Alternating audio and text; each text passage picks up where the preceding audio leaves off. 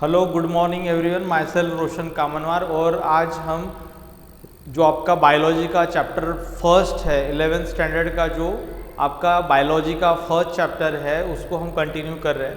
पिछले वीडियो में हमने व्हाट इज़ लाइफ, ठीक है, लाइफ क्या होती है, लिविंग ऑर्गेनिज्म क्या होता है, किसको लिविंग बोलना है, किसको नॉन लिविंग बोलना है, तो ये अपने शॉर्ट में पढ़ा था, ठीक है ना। तो हम इस चैप्टर को कंटिन्यू कर रहे हैं, ठीक है। तो पिछले लेक्चर में हमने कैरेक्टरिस्टिक्स ऑफ लिविंग ऑर्गेनिज्म पढ़ा था, ठीक है ना।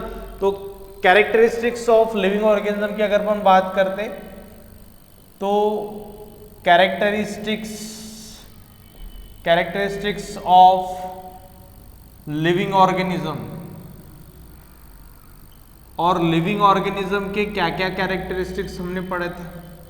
तो लिविंग ऑर्गेनिज्म जो है, इसका पहला कैरेक्टरिस्टिक हमने बोला था कि पहला कैरेक्टरिस्टिक होता है ग्रोथ। दूसरा क्या प्रॉपर्टी होता है रे? दूसरा प्रॉपर्टी होता है आपका रिप्रोडक्शन, ठीक है, रिप्रोडक्शन। उसके बाद में थर्ड होता है मेटाबॉलिज्म, फोर्थ होता है सेंसेशन अगेंस्ट द इन्वायरमेंट, ठीक है। तो sense the environmental condition and respond to it. Organism environmental condition को सेंस करता है और उसके अगेंस्ट में रिस्पॉन्स भी आपको दिखाता है ना। उसके बाद में है नेक्स्ट आपका सेलुलर ऑर्गेनाइजेशन। तो जो ऑर्गेनिज्म लिविंग होते हैं उस केस में आपको सेलुलर ऑर्गेनाइजेशन पक्का मिलेगा, ठीक है। उसके बाद में जो नॉन लिविंग होते हैं उस केस में आपको सेलुलर ऑर्गेनाइजेशन देखने को नहीं मिलता, ठीक है। उसके बाद में है इंटरेक्शन, ठीक है। उसके बाद है इंटरेक्शन, तो आपके लिविंग ऑर्गेनिज्म एक दूसरे के साथ इंटरेक्ट करते हैं। उसके बाद में एडेप्टेशन, पर्टिकुलर इन्वायरमेंट जो है उसमें आपके अलग अलग स्पीशीज प्रेजेंट होते हैं, तो अपन उसको बोलते हैं एडेप्टेशन। तो वन बाय वन हर एक कैरेक्टरिस्टिक्स को आपको डिटेल में अपन इसको पढ़ेंगे, ठीक है। ग्रोथ क्या होता है, रिप्रोडक्शन क्या होता है, ठीक है, या फिर किसको डिफाइनिंग कैरेक्टरिस्टिक्स बोलना है, किसको नॉन डिफाइनिंग कैरेक्टरिस्टिक्स बोलना है, ठीक है। तो सबसे पहले हम स्टार्ट करते हैं non defining characteristics. Non defining characteristics, ठीक है।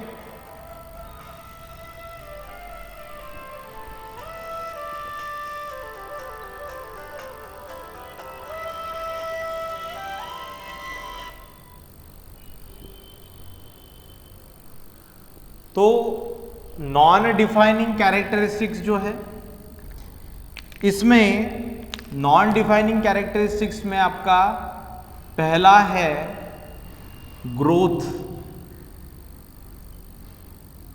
ठीक है। ग्रोथ जो है इसको हम नॉन डिफाइनिंग कैरेक्टरिस्टिक्स बोलते हैं लिविंग ऑर्गेनिज्म। इसका मतलब क्या है कि जो भी लिविंग ऑर्गेनिज्म होता है उसको नॉन लिविंग ऑर्गेनिज्म से आप कैसे डिफरेंशिएट कर सकते हो। अगर हमने बोला कि लिविंग ऑर्गेनिज्म के पास में ग्रोथ वाला प्रॉपर्टी है तो ये उसको डिफाइन करता है कि वो लिविंग है, बट ऐसा जरूरी नहीं है। ग्रोथ आपको नॉन लिविंग ऑब्जेक्ट्स में भी दिखाई देता है, ठीक है। तो ग्रोथ का मतलब क्या है, ग्रोथ मतलब क्या, ये आपको समझ में आना चाहिए। ये वर्ड आपको पता है ग्रोथ का मतलब क्या होता है ना। तो ग्रोथ is characterized by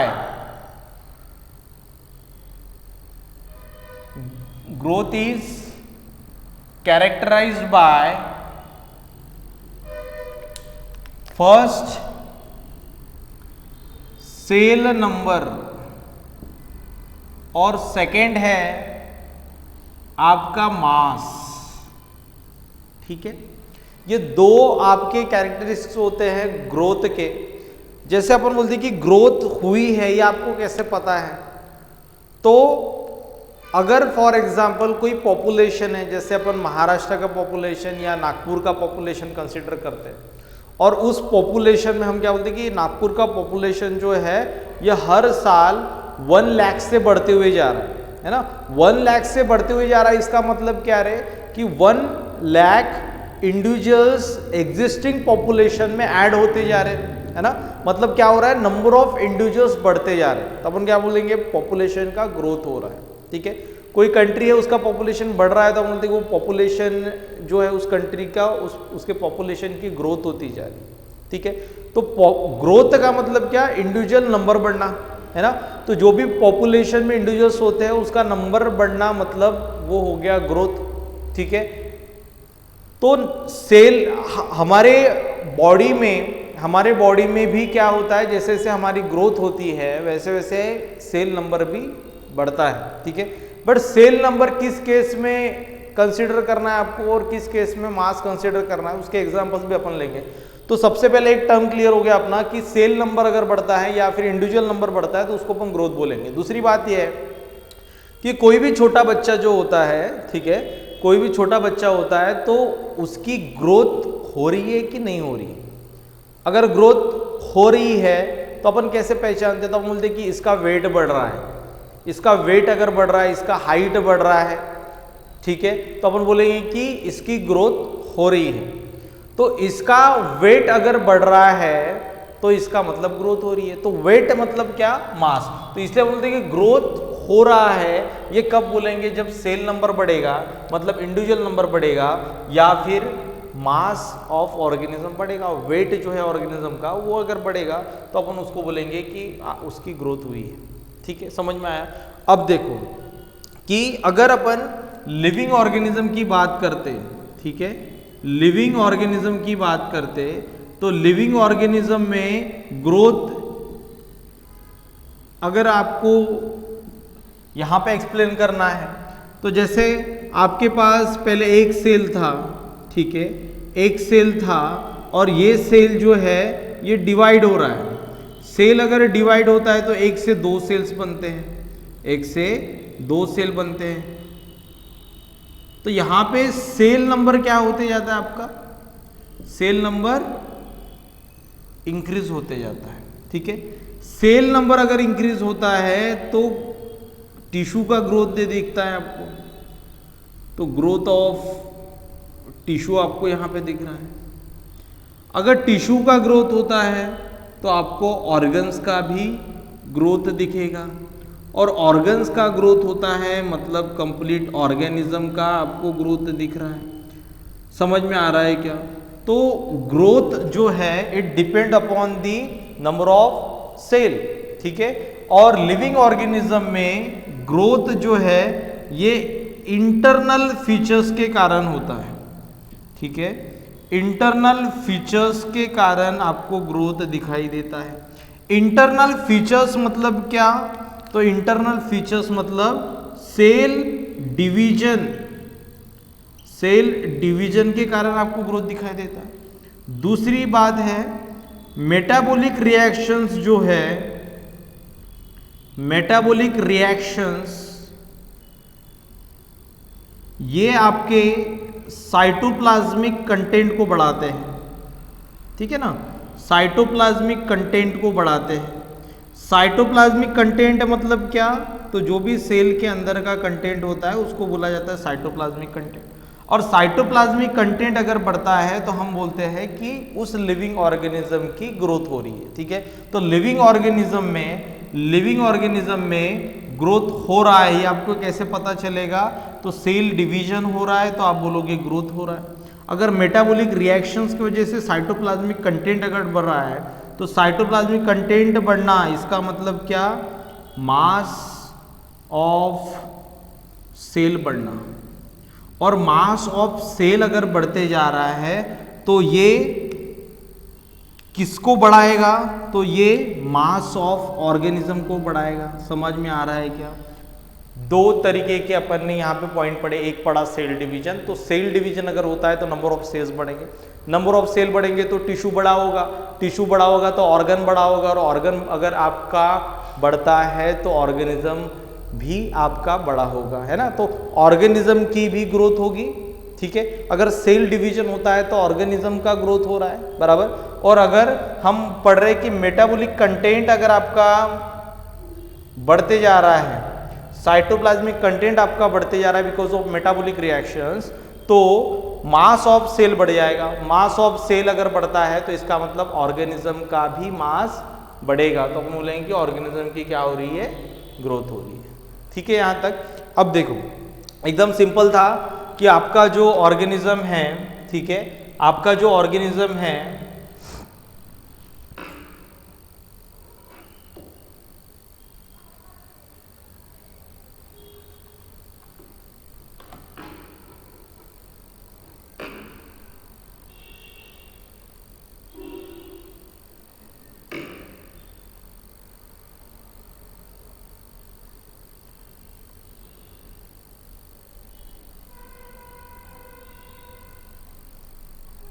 चलो ये आप लिख लो, ठीक है।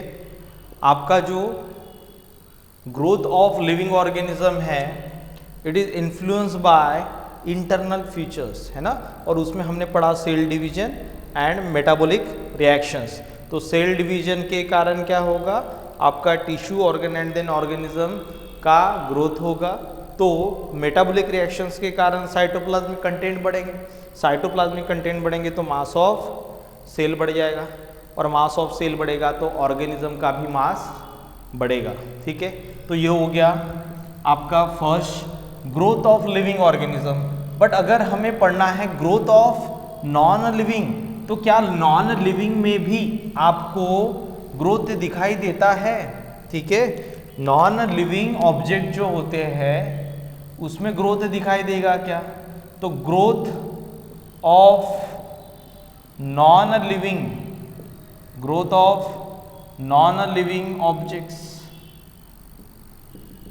तो नॉन लिविंग की बात कर रहे हैं मतलब इसमें सेल नहीं रहेगा, क्योंकि cell is functional unit of life. अपन ये बोलते हैं, ये आपने पढ़ा होगा 9th में 10th में, है ना।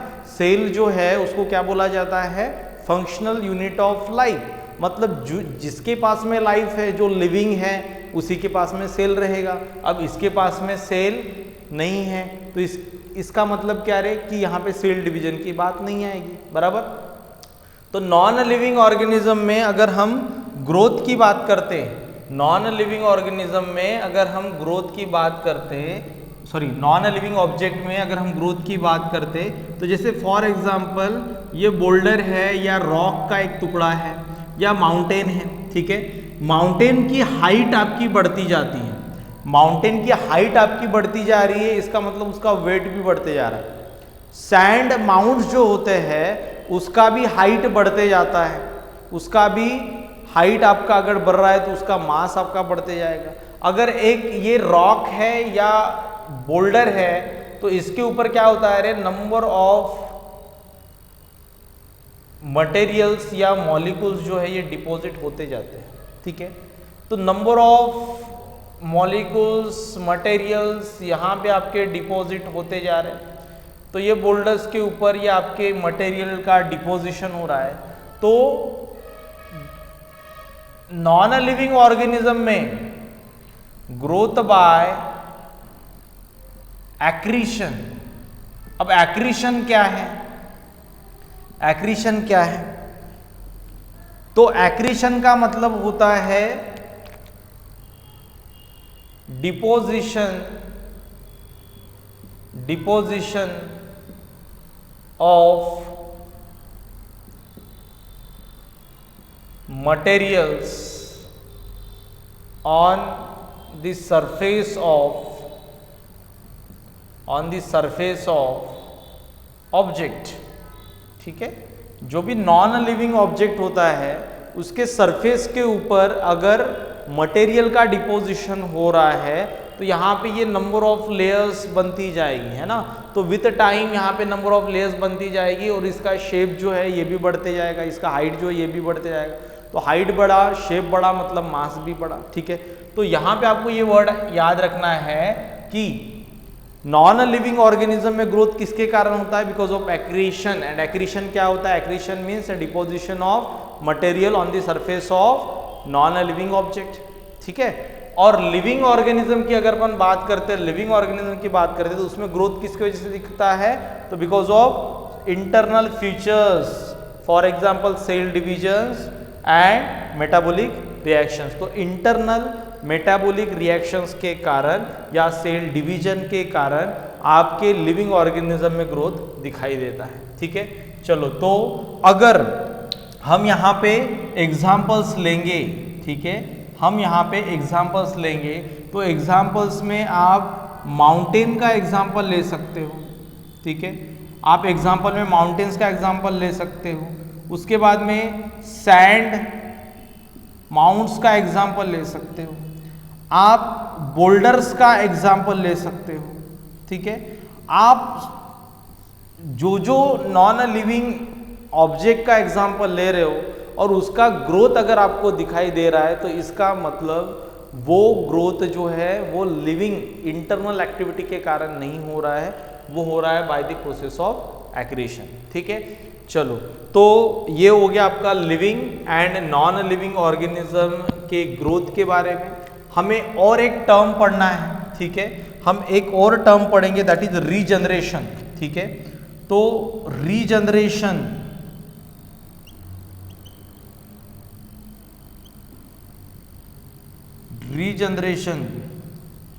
In living organism,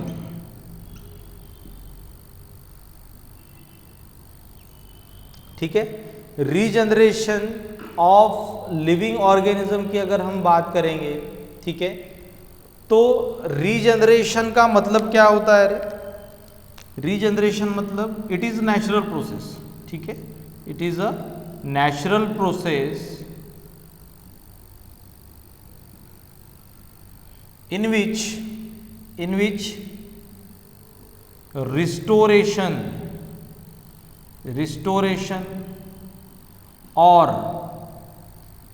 repairing of damage or loss or missing cell, tissue, organ, ठीक है, and even portion of organism. देखो इसमें क्या बोला है रे, रीजनरेशन का मतलब क्या? रीजनरेट मतलब पहले जैसे था वैसे है। अगर कोई भी स्ट्रक्चर डेवलप होता है तो उसको बोला जाता है रीजनरेशन, ठीक है। अब रीजनरेशन की अगर हम बात करेंगे, ठीक है, रीजनरेशन की बात करेंगे तो रीजनरेशन एक नेचुरल प्रोसेस है, ठीक है। जैसे एक एग्जांपल बताता हूं मैं आपको, अगर स्किन का पोर्शन कोई भी डैमेज हो जाता है तो हमारी स्किन जो है ये पहले जैसी बन जाती है कुछ दिनों के बाद, उसको बुलाया जाता है रीजनरेशन। तो रीजनरेशन का मतलब क्या कि पहले जैसे था वैसे हमें अगर बना के मिलता है तो उसको बोला जाता है रीजनरेशन। हम बोलेंगे वो रीजनरेट हो रहा है, ठीक है। जैसे अगर ह्यूमंस में अगर एग्जाम्पल ले, ठीक है, ह्यूमंस में अगर हम एग्जाम्पल ले तो ह्यूमंस में रीजनरेशन का एग्जाम्पल है कौन सा रे? लीवर एंड स्किन जो है, इसका स्किन को अगर आप डैमेज करते हो, अगर कोई पोर्शन जल जाता है तो उसकी जगह पे नई स्किन आ जाती है। कोई पोर्शन अगर कट हो जाता है तो उस पोर्शन पे नया स्किन आ जाता है, तो उसको अपन बोलते हैं रीजनरेट हो रहा है। स्किन हमारा क्या हो रहा है? रीजनरेट हो रहा है ना। तो लीवर की अगर बात करते हैं तो लीवर भी रीजनरेट हो सकता है क्या? तो लीवर के साथ में क्या होता है, जैसे देखो कि हमारे पास में अगर कोई भी ऑर्गन का नंबर अगर 2 है, जैसे किडनी 2 है तो आप 1 डोनेट कर सकते हो, ठीक है। अगर आपके पास में 2 आईज है तो आप 1 आईज को डोनेट कर सकते हो, बराबर ना। तो 2 ऑर्गन्स है तो 2 में से कोई भी 1 डोनेट करो तो आपके पास में फंक्शनल दूसरा ऑर्गन प्रेजेंट होता है, ठीक है। बट लीवर जो है, ये लीवर तो हमारे पास में एक ही होती है ना, लीवर हमारे पास में एक ही होती है। बट लीवर ट्रांसप्लांटेशन भी पॉसिबल है, ठीक है। आपको एक एग्जाम्पल बता रहा हूं मैं आपको कि जो विलासराव देशमुख जी जो थे, जो चीफ मिनिस्टर रह चुके हमारे महाराष्ट्र के, है ना, तो उनको लीवर का डिसीज था, उनका लीवर पूरा डैमेज हो गया था, ठीक है। तो लीवर डैमेज होने के कारण उनको लीवर का कोई ना कोई डोनर चाहिए था, है ना। तो उनका जो बेटा है रितेश देशमुख, है ना, तो वो लीवर डोनेट करने के लिए रेडी हो गया, ठीक है। तो विलासराव देशमुख और रितेश देशमुख इनके लीवर जो है ये मैच होते थे, तो ये लीवर को डोनेट करने के लिए रेडी भी हो गया, ठीक है। उसके बाद में लीवर डोनेट करना, उसका मतलब क्या है रे कि देखो ये हमारे पास में ये लीवर है, ठीक है, ये हमारा लीवर है। और लीवर की अगर अपन बात करते, ठीक है, लीवर की अगर अपन बात करते तो लीवर को अगर आपको डोनेट करना है तो आप कोई भी एक पोर्शन कट करके आप डोनेट कर सकते हो, ठीक है। जैसे इसका जो हाफ पोर्शन है ये डोनेट किया जाएगा, जैसे ये पोर्शन को आप डोनेट कर रहे हो, ठीक है, ये पोर्शन को डोनेट कर रहे हो। और उसके बाद में ये जो दूसरा पोर्शन है, ठीक है, ये जो दूसरा पोर्शन है ये डोनर के बॉडी में रहेगा, ठीक है। तो लीवर जो है उसको आपने दो पोर्शन में कट कर दिया, तो आपने लीवर को यहाँ से कट कर दिया, कट करने के बाद में ये पोर्शन आपने जो भी रिसिपिएंट था उसके बॉडी में ट्रांसप्लांट कर दिया, और ये जो लीवर है ये डोनर के बॉडी में है, ठीक है। कुछ दिनों के बाद में क्या होगा कि जो भी लीवर का पोर्शन लॉस हुआ है, जो भी पोर्शन क्या हुआ है, लॉस हुआ है, वो पोर्शन फिर से रीजनरेट हो जाएगा। कैसे रीजनरेट होगा रे, तो यहाँ के जो सेल्स है, ठीक है, यहाँ के जो सेल है जहाँ से आपने लीवर को कट किया था वो सेल मल्टीप्लाई होंगे, मतलब डिवाइड करेंगे, और जितना भी पोर्शन है उसको फिल कर लेंगे, ठीक है, जितना भी लॉस पोर्शन था उसको रीजनरेट कर लेंगे। इसलिए यहाँ पे जो रिसिपिएंट होता है इसके बॉडी में भी ये वाला पोर्शन आपका लॉस हुआ है, तो ये पोर्शन आपके ट्रांसप्लांट जो है इसका ये वाला पोर्शन लॉस था, तो ये सेल आपके डिवाइड करना स्टार्ट करेंगे और ये पोर्शन को रीजनरेट कर लेंगे। तो इन दिस वे लीवर का ट्रांसप्लांटेशन पॉसिबल है, भले ही हमारे पास में एक ही लीवर होता है, ठीक है। बट अनफॉर्चुनेटली जो विलासराव देशमुख जी जो थे वो ट्रांसप्लांटेशन करने के पहले ही उनका डेथ हो गया, ठीक है। अब देखो ये लीवर को अगर अपन कट कर रहे हैं तो जो भी पोर्शन मिसिंग है उसको हमें क्या करना है, रीजनरेट करना है। तो रीजनरेशन का डेफिनेशन क्या होता है, देखो ये एक तो नेचुरल प्रोसेस है, जो भी ऑर्गेनिज्म में रहेगी, ठीक है, तो वो आपका क्या रहेगा, नेचुरल प्रोसेस है, इसको इंड्यूस करने की ज़रूरत नहीं होती है। कोई भी पोर्शन लॉस होता है तो हमारे बॉडी को ही इंटरनली समझ में आ जाता है, वो डिवाइड करके वो पोर्शन को रिस्टोर करना स्टार्ट कर देता है। Restoration and repairing of damage और लॉस ऑफ मिसिंग, ठीक है, क्या बोला है, अगर कोई भी पोर्शन क्या होता है, डैमेज होता है या लॉस होता है, तो उस पोर्शन को हम क्या कर सकते हैं, रिस्टोर कर सकते हैं, ठीक है। कोई पोर्शन लॉस होता है तो उसको रिस्टोर कर सकते हैं, कोई पोर्शन अगर डैमेज होता है तो उसको अपन रिपेयर कर सकते हैं, ना। तो रिस्टोरेशन और रिपेयरिंग ऑफ डैमेज और लॉस सेल, ठीक है, कोई सेल का अगर लॉस हुआ है तो सेल मल्टीप्लाई होके वहाँ पे आ जाएंगे। अगर टिश्यू अगर कोई लॉस हुआ है तो नियर बाय सेल मल्टीप्लाई होके पूरा टिश्यू रीजनरेट हो जाएगा।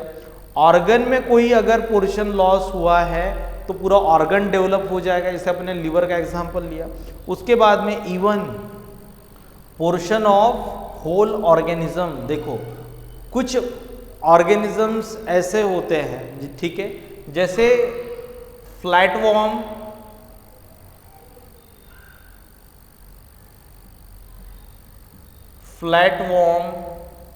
ठीक है, प्लेनेरिया। ये जो फ्लैटवॉर्म होता है ना, ये फ्लैटवॉर्म का स्ट्रक्चर कुछ इस तरीके से होता है। तो फ्लैटवॉर्म जो है इसको अगर आप इतने सारे पोर्शन में कट करोगे, ठीक है। ये प्लेटफॉर्म कटिंग वाले वीडियोस आपको यूट्यूब के ऊपर बहुत सारे मिल जाएंगे, ठीक है। अब देखो प्लेटफॉर्म जो है इसको मैंने क्या किया, अलग अलग पोर्शन से कट कर दिया। यहाँ से कट किया, यहाँ से कट किया और यहाँ से भी कट किया। अब ये 3 अलग अलग साइड पे अपने कट लगाया। टोटल इसके पार्ट्स कितने हो गए रे? 4 पार्ट्स हो गए, ठीक है। ये आपका एक पार्ट, ठीक है। उसके बाद में ये दूसरा पार्ट, उसके बाद ये तीसरा पोर्शन हो गया आपका, और ये सबसे लास्ट वाला पोर्शन हो गया। अब देखो प्लेटफॉर्म में क्या होता है कि जो पोर्शन आपका मिसिंग है या जो पोर्शन लॉस हुआ है वो पोर्शन इसमें रीजनरेट हो जाता है। ये पोर्शन इसमें रीजनरेट होना स्टार्ट हो जाता है। जैसे ये इतना पोर्शन आपका मिसिंग था तो ये पूरा आपका होल ऑर्गेनिज्म बन जाएगा। इसमें ये पोर्शन मिसिंग था तो ये आपका पूरा ऑर्गेनिज्म बन जाएगा। समझ में आ रहा है क्या? तो ये पूरा ऑर्गेनिज्म बन जाएगा। इसकी अगर अपन बात करते तो इसमें ये पोर्शन आपका मिसिंग था तो इसमें ये वाला ऑर्गेनिज्म आपका डेवलप हो जाएगा, ठीक है। इसमें ये पूरा ऑर्गेनिज्म आपका मिसिंग था तो ये आपका पूरा ऑर्गेनिज्म डेवलप हो जाएगा। मतलब आप जितना भी इसके पोर्शन को कट करोगे, जितने भी आप इसके फ्रैगमेंट बनाओगे, तो उससे आपके उतने प्लेटफॉर्म नए वाले बन जाते हैं, रीजनरेट हो जाते हैं, ठीक है। तो ये पोर्शन जो है ये अपना बाकी का लॉस वाला पोर्शन रीजनरेट कर लेगा, रिस्टोर कर लेगा। ये ऊपर का नीचे का रिस्टोर कर लेगा, ठीक है। इन दिस वे आपके पास में 4 आपने पोर्शन बनाए थे, 4 फ्रैगमेंट बनाए थे, तो 4 अलग अलग जो है ये प्लेटफॉर्म यहाँ पे बनके तैयार हो जाएंगे। तो ये आपका सेकेंड एग्जाम्पल हो गया, ठीक है, प्लेटफॉर्म का। उसके बाद आप अदर एग्जाम्पल की बात करते हो तो अदर एनिमल्स में भी आपको रीजनरेशन दिखाई देता है। जैसे लिजार्ड का आपको पता ही होगा कि उसकी पूंछ कितने ही बार भी आप काट लो बट वो नया पूंछ रीजनरेट कर लेता है ना। तो लिजार्ड जो होता है वो अपना नया पूंछ रीजनरेट कर लेता है, ठीक है। अगर उसका टेल आप कट करते हो तो टेल कट करने के बाद में क्या हो जाएगा, कुछ दिनों के बाद में उसको नई टेल आ जाएगी। तो लिजार्ड में ये आपको एग्जाम्पल देखने को मिलेगा। उसके बाद में सैलामेंडर्स, ठीक है, उसमें भी आपको ये एग्जाम्पल्स देखने को मिलेंगे, ठीक है।